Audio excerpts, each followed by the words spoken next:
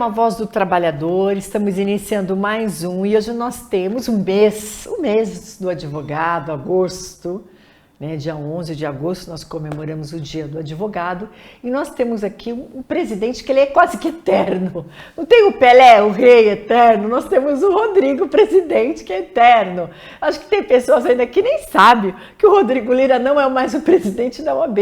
A gente sempre brinca com ele, quando eu brinco com ele também eu já ligo, Rodrigo, o nosso presidente. Mas o Rodrigo realmente ele ficou muitos anos à frente da Ordem dos Advogados aqui da nossa seção de Santos. Aqui é a Voz do Trabalhador, mas esse programa, hoje em especial, vai ser um trabalhador como ele, liberal, sempre advogou, ele está contando a história dele aqui. Agora, queridos, se surpreendam, ele entrou na faculdade com 16 anos. Mas ele vai contar tudo, eu só estou dando um preâmbulo aqui, iniciando. E agradecer sempre ao meu querido Bianchi, que abriu esse espaço aqui, a Voz do Trabalhador. Bianchi, muito obrigada. Alessandro, a Juliana, a família Rasteiro toda que faz a edição. O Marquito, que faz tudo ali. Ele é o nosso make-up, ele ajuda. Né? O Rodrigo, mais do que ninguém sabe, que para você poder fazer alguma coisa, nós precisamos de pessoas que nos ajudem, né? Então, meu querido, a gente brinca sempre, eterno presidente, Rodrigo Lira. Rodrigo, não, essa eu já não sabia de você. 16 anos, bom, ele já trabalhou, ele falou para mim, eu ajudava meu pai ali, entregava já algumas coisas, o pai dele era advogado, a mãe advogada, ou seja, ele tinha que ser advogado. A gente tem a história, olá Thelma, olá a todos os telespectadores, é um prazer estar aqui. É muito importante que a sociedade ouça a voz do trabalhador, que ela possa saber os seus direitos, que ela possa reivindicar os seus direitos corretamente e com programas como esse é que a gente consegue transmitir a toda a nossa sociedade algum alento, algum avanço, alguma coisa que ele possa tirar algum esclarecimento. Nossa sociedade é sedenta de direitos. Ela, por muitas vezes, não vai atrás, então ela precisa ser chamada para buscar os seus direitos. E Rodrigo, calma, ele quer sempre falar dos direitos, porque ele é isso, né? O Rodrigo Lira, ele é essa pessoa aí dedicada a estabelecer critérios, direitos, lutar. Eu lembro uma vez, uma passagem tua, Rodrigo, você estava saindo do fórum e você era presidente na época. E aí você reclamou, você falou... Tá vendo? Vai sobrar tudo para mim. Acho que era uma greve, alguma coisa assim. Vai sobrar. Teve greve no fórum. Aí o Rodrigo, vai sobrar para mim, porque o meu escritório é ali, quase em frente, ali no sindicato. Aí eu, é verdade, Rodrigo. Não foi fácil, né? Eu sei que quando tem esses movimentos, aí sobra pro presidente da OAB. Mas, com 16 anos, você ingressou já na faculdade, começou já a trabalhar no escritório da tua mãe, né? E aí já começou, ele falou que com 28 já participava das comissões da OAB. Não, com 22, desculpa. Eu já começava a participar dos programas da OAB, das comissões, tudo. Quando eu fui eleito a primeira vez, eu já tinha 28 anos, porque tinha que aguardar 5 anos de inscrição para poder concorrer. Mas já estava ali participando sempre da instituição, né, Rodrigo? Acho que você, mais do que ninguém, tem um amor pela instituição, né? Serve uma coisa de entendimento a todos os telespectadores, aos jovens que nos assistem, que vocês fazem a sua vida. Vocês é que têm que procurar o que vocês querem e buscar o sonho, buscar idealização, buscar uma representação daquilo que vocês querem. E isso foi na época de faculdade, desde a época de faculdade eu não fui para o diretório acadêmico, eu fui para a Atlética. Eu fui 2 vezes presidente da Atlética, eu adorava esporte, eu adorava fazer. E isso traz relacionamento, isso traz convívio, e esse convívio me trouxe posteriormente à própria ordem, por várias razões. Uma delas que meu pai era advogado, minha mãe era advogada, então também já tinha um conhecimento no meio jurídico das pessoas. E em campanha, quando a gente faz na nossa classe, só para deixar, na UAB, todos os cargos são voluntários. Então, a gente concorre por bel prazer, porque não há uma remuneração, você não está buscando, a disputa é por ideais, a disputa é por realizações para a profissão. E a gente sempre, com os anos, fomos aprendendo a dizer e respeitar o nosso colega advogado, e é isso que nas profissões precisamos, respeitar as pessoas, para que a gente possa crescer, mas respeitando. Então, esse trabalho foi se concluindo, foi aumentando, cheguei depois à presidência, porque os advogados assim os quiseram, participamos de eleições e pegamos a presidência e continuamos a dar o serviço. Essa da greve, eu cheguei num momento da greve, num momento de discórdia de opiniões, os grevistas fizeram um velório, um enterro, um caixão.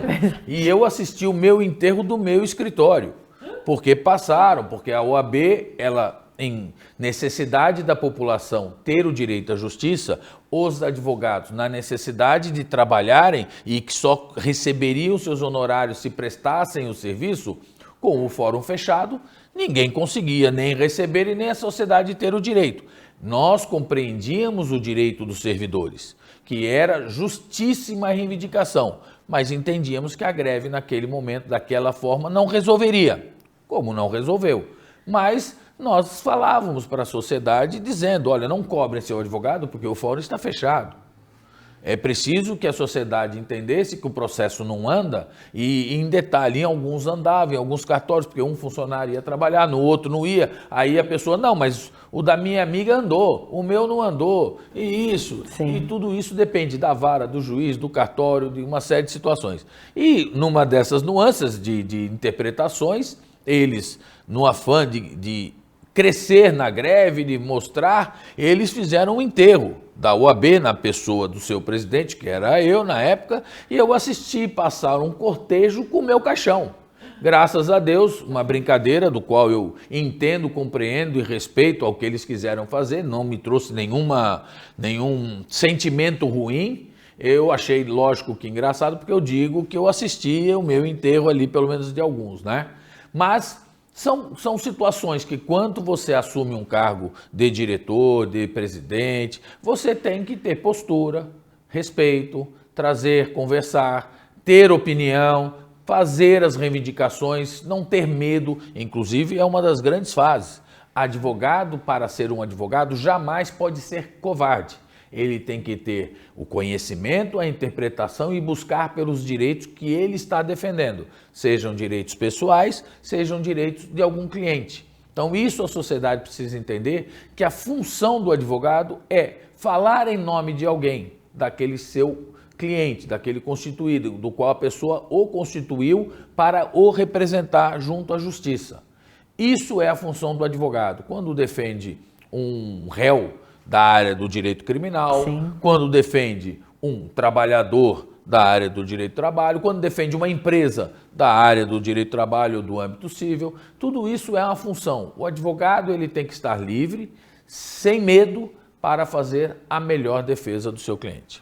Rodrigo, e o que você hoje, né? Hoje nós temos aí essa tecnologia, home office, muitos aí, os advogados reclamam muito ainda, né, da situação financeira, fechar escritórios, enfim, parece que já pacificou aí essa questão do home office, com a digitalização dos processos no cível, que eu acho que tem mais demanda, que você ouve mais, né? Como é que está essa situação aí para os nossos colegas que estão assistindo? Temos, até para a sociedade, temos uma evolução ou involução, lógico que vai depender da ótica, a evolução da parte digital, dos processos digitais. Não tem mais que carregar processo, devolver processo, pegar, você entra na internet, você acessa, você peticiona, você faz. Isso trouxe vantagens, mas trouxe desvantagens. Algumas desvantagens que a gente pode dizer é a falta do convívio, a falta do contato. Hoje, dificilmente você encontra um servidor no cartório para poder argumentar alguma coisa. Você, quando vai, o processo é digital, doutor, peticione. É necessário aquele convívio que nós tínhamos entre a justiça, aos advogados, à população, aos membros do Ministério Público, sempre foi um convívio muito salutar. E hoje cria uma distância, você acaba tendo uma distância maior. Isso trouxe um prejuízo principalmente para algumas audiências, onde você, por muitas vezes, consegue, pelo olhar, pelos trejeitos, saber se a pessoa está mentindo ou não. Atrás de um vídeo da audiência é diferente do que é quando você está na mesma sala com as partes e vê o que está. É preciso que a gente possa readequar de melhor forma, principalmente para se fazer justiça. O que nós buscamos é fazer justiça e não injustiças, que de vez em quando já acontece com a normal. A questão do home office, a pandemia nos trouxe aí, já em sequência ao processo digital, essa questão de que em casa eu trabalho mais do que no escritório ou no local. A justiça entendeu, o CNJ já determinou que tenha que voltar todo mundo. O CNJ já entendeu que é necessário que a justiça esteja de pronto para atendimento dos advogados, da população. E isso não o fazendo através somente de home office. É necessário a presença. Hoje nós temos, ou na época da pandemia, juiz que ia 2 vezes por semana, nós temos servidores que intercalavam entre eles. Então, um processo físico que ainda existe, aquele funcionário que dava andamento só vinha 2 vezes por semana. Quanto tempo não ia demorar um processo dele ou quanto tempo não vai demorar para dar uma solução a esse processo? As coisas estão melhorando. O Santos, a OAB, tem até colaborado no sentido de transformar os processos físicos em digitais, tem dado um avanço nisso. Mas também não é só isso, nós precisamos que a OAB reivindique a presença dos funcionários, dos magistrados, para que possa ter as audiências, principalmente audiências e oitiva de testemunhas, sejam presenciais. A Justiça do Trabalho já voltou boa parte nisso. Entendo que alguns possam permanecer de forma digital. Eu entendo que alguns, até audiência de tentativa de conciliação, alguns outros tipos de audiência que sejam só para fazer uma prova, uma adjudicação compulsória, uma que não há contraditório assim. Agora, quando há contraditório, eu acho que a presença física ainda é importante de você ter esse relacionamento. A população hoje, você consegue acompanhar os processos, mas a gente acaba tendo alguns trabalhos a mais com isso, porque eles não estudaram o direito. Então, quando sai lá no computador dizendo processo conclusos, que é uma terminologia nossa do direito, mas o nosso cliente muitas vezes fala, doutor, saiu isso, o que é isso? E a gente precisa, com todo carinho, com todo respeito, dar uma aula ou falar, isso é quando vai para um juiz concluso, é quando o processo sai e vai para o juiz despachar ou uma petição, ou a sentença, ou alguma coisa. É necessário e isso atrapalha, porque você deixa de fazer um trabalho para atender e explicar. Mas também tem um outro lado bom, que infelizmente existem alguns poucos maus profissionais da nossa área que você consegue acompanhar o seu processo e também cobrar no momento certo. Sim. Eu vou interromper o meu eterno presidente, você viu que ele está dando um recado, ele não parou. Rapidinho nós vamos voltar, dar um intervalozinho e aí o doutor Rodrigo Lira já volta aqui, o nosso eterno presidente, como a gente brinca com ele sempre, contando aí mais sobre a nossa advocacia.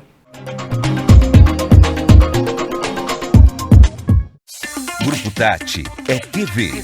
Grupo Tati é rádio. Grupo Tati é multiplataforma. E agora, Grupo Tati é muito mais. É TH+, Baixada Santista. Um novo site de informação, entretenimento e notícias da nossa região, com canais multicidades que vão onde a notícia está. thmais.com.br/Baixada Santista. Para você saber mais.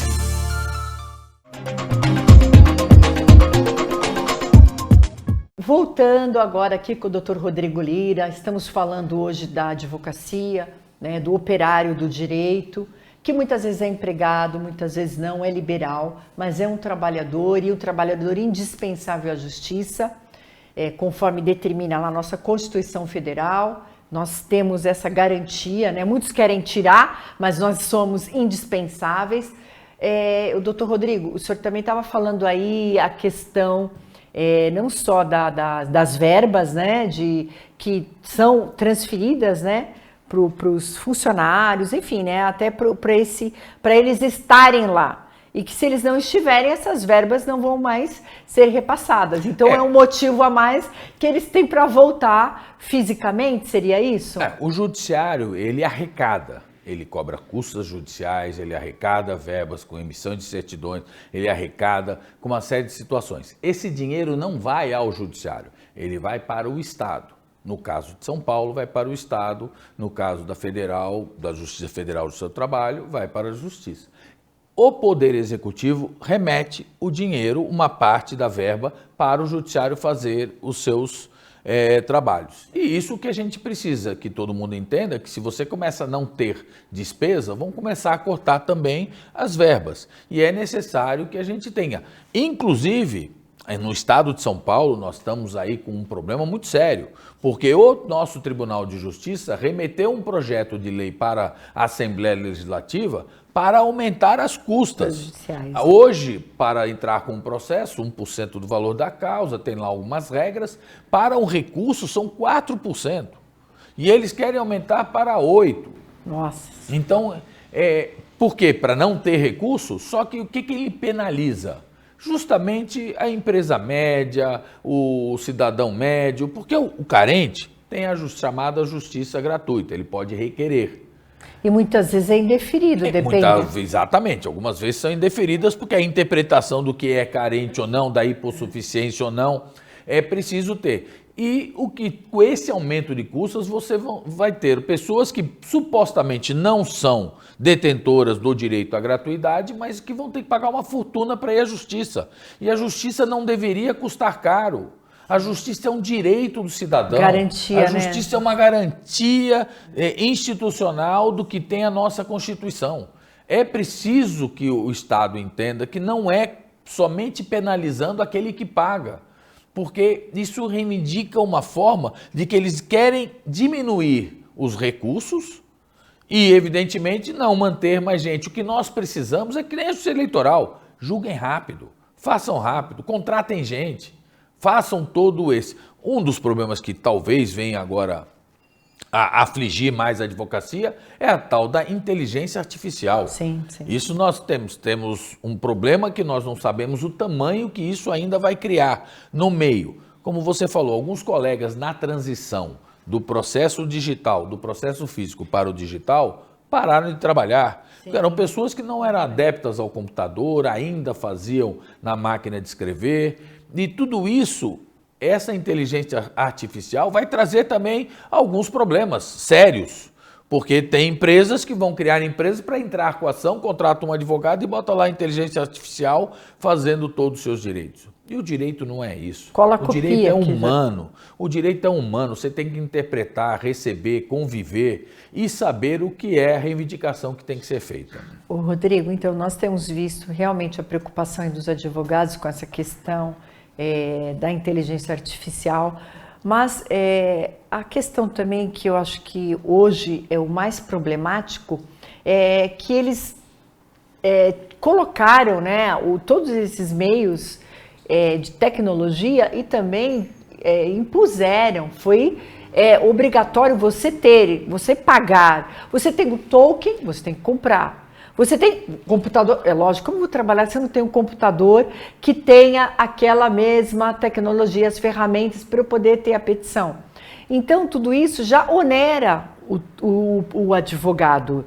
E eles querem impor mais custos através dessa custas judiciais para o cliente. Em contrapartida, eles também de uma certa forma, hoje, principalmente o advogado civil, perdeu muito porque você, através até, não sei se bom ou não, mas muitos podem ir em cartório e fazer divórcio, e fazer inventário, enfim, o que você acha aí também dessa situação? Só, existem hoje, e hoje cada vez se criam mais, para desobstruir a justiça, de tirar algumas coisas. A questão do divórcio e inventário, todos são obrigatórios a presença do advogado.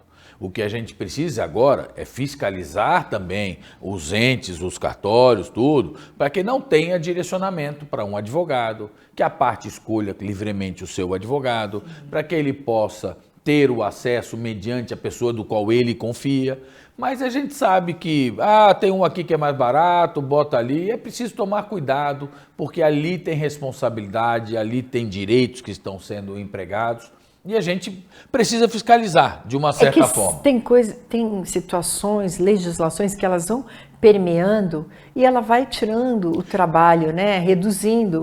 Não é que ela, nesse caso, ela não reduziu, ela transformou para que você, com menos importância, vamos dizer assim, porque para fazer em cartório é necessário ter que as partes estejam concordes e que o advogado esteja presente. Isso é. Outro que nós temos agora, que também já está, é o uso capião extrajudicial e a adjudicação compulsória, que ainda está engatinhando.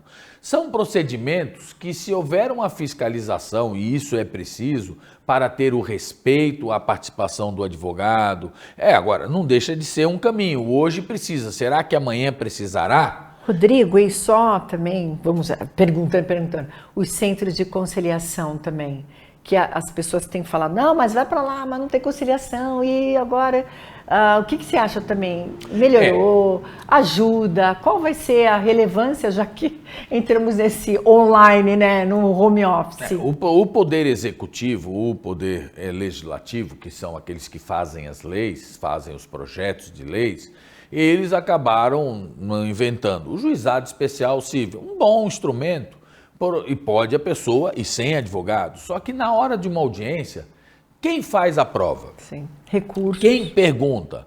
No recurso sempre a obrigatoriedade de dar. O Estado tem por obrigação constitucional a fornecer advogado àquele que não consegue pagar um. Então, para isso, nós temos a Defensoria Pública Estadual, Defensoria Pública Federal, temos os convênios que a OAB tem, no caso de Santos, com a Prefeitura e o convênio também com a Defensoria. É necessário que a pessoa entenda que, para ir ao Judiciário, é preciso ter conhecimento, é preciso saber o que levar de prova, quais são as perguntas, quais são os trejeitos e a maneira que você possa levar ao magistrado o seu direito. O membro da nossa sociedade que vá a um juizado vai ser atendido por um respeitoso funcionário, mas que está lá limitado a fazer uma questão. Ele não pode, porque o judiciário, ele é um ente imparcial, ele não pode ajudar A nem B. Ele tem que ser imparcial para, assim, o juiz vir e decidir, analisando a proposta de um, analisando a proposta do outro, ele poder compreender quem tem o direito ou quais são os limites desses direitos. E a população precisa entender, como é o caso na procura do INSS no âmbito federal, procure o seu advogado, procure um advogado experiente ou que tenha conhecimento da causa. Ô Rodrigo, o que a gente também costuma ouvir muita reclamação é de defensoria, que demora muito o atendimento, que quando é... Aí é uma questão do Estado. A população é grande e a população está empobrecida. Para tanto, precisa o quê? De maior quantidade de defensores. Defensores que são advogados. Então, abra concurso para que os advogados possam prestar para ser defensores. O que a gente precisa é de quantidade também para que possa atender a população. Ou, como temos o convênio, não acumulem e passem para o convênio, para que os advogados privados que estão vinculados ao convênio possam atender essa população. Só que aí gera um custo, e aí eles querem economizar, aí não querem fazer. E a população que é a mais sofrida continua sendo a mais sofrida. Rodrigo, meu querido, e advocacia, assim, o que você acha hoje, principalmente na questão política, né? O envolvimento dos advogados, vamos falar hoje, né? Quem está em notoriedade, que é o advogado do Bolsonaro, o nosso, qual o nome dele mesmo? Esqueci agora. Bom, enfim, essa questão aí também atrapalha, ajuda. Como é que está ali a figura do advogado para você? Vamos lá, a nossa profissão ela é muito interligada aos problemas. Ela está muito vinculada, lógico, ao direito, mas à solução dos problemas. A nossa língua portuguesa, com falta de uma vírgula, com uma interpretação de um ponto de exclamação ou de interrogação errado, gera uma série de problemas e direitos. E todo mundo entende que o advogado é um intérprete que interpreta a lei que ele possa fazer. Naturalmente, a advocacia acaba participando de todas as áreas, da área política, porque os políticos necessitam de um profissional da área do direito. Participa da área executiva, por quê? Porque os executivos precisam de alguém que entenda do direito para poder auxiliar. Em todas as esferas, o trabalhador precisa de um advogado que entenda, que possa interpretar se ele tem o direito de algum direito que ele não entendia como direito, que era, o patrão me pediu um por favor para fazer um negócio, eu fiquei trabalhando 5 horas a mais. E aí um advogado, não, mas o que o senhor fez não foi um favor, o que o senhor fez é um direito que o senhor tem de receber horas extras. Então, a advocacia está interligada em todas as relações sociais, públicas. É obrigação da instituição, inclusive uma obrigação à frente de cuidar da advocacia, da ética, das prerrogativas, de tudo. Há essa função da ordem. Então ela é uma instituição que tem por obrigação cuidar dos lados da justiça social, dos direitos humanos, da defender a Constituição. Lógico que vamos ter, neste momento de turbulência, uma interpretação. Quem que está defendendo a Constituição ou não? A gente sabe, não estou eu aqui para opinar, porque sempre para opinar é necessário ver processo, é necessário ver documentos. Tem situações que estão ocorrendo que estão nebulosas. Um lado diz que está certo, o outro lado diz que está completamente errado. Um diz, opinar sem conhecer é muito risco. O que nós precisamos sim é acompanhar, o que precisa o nosso presidente federal da OAB, hoje o doutor Roberto Simonetti, que é do Amazonas, é preciso que ele crie uma forma de acompanhar, de defender, de que os advogados tenham liberdade de exercer a sua profissão. É importante que, seja em que caso for, é necessário que o advogado tenha liberdade, que ele possa ter acesso a todas as peças do processo, que ele possa fazer isso. E é isso que a gente precisa, e principalmente na instituição, fazer que o advogado seja respeitado e dado a ele todas as condições de prestar o serviço. Então, querido, acabou nosso tempo, nós gostaríamos de continuar aqui. E você hoje aqui na Voz do Trabalhador representou o advogado, que é um trabalhador incansável, né? E que a gente está aqui parabenizando a todos, né? Colegas, né? O programa vai para todos, é evidente, mas esse programa em especial, eu até falei para o Alessandro, é com o Rodrigo Lira, que teve aí à frente anos da OAB, e estamos, né, Rodrigo, nessa luta, continuamos, né? E a cada dia, como você mesma falou, é uma situação e a gente tem que ir se adequando, se adaptando às tecnologias e tudo que vem por aí. Eu te agradeço, né, de estar aqui na Voz do Trabalhador, participando. E você, advogado, você aí, trabalhador que assistiu, esse foi a Voz do Trabalhador de um advogado operário do direito. Obrigado, Thelma.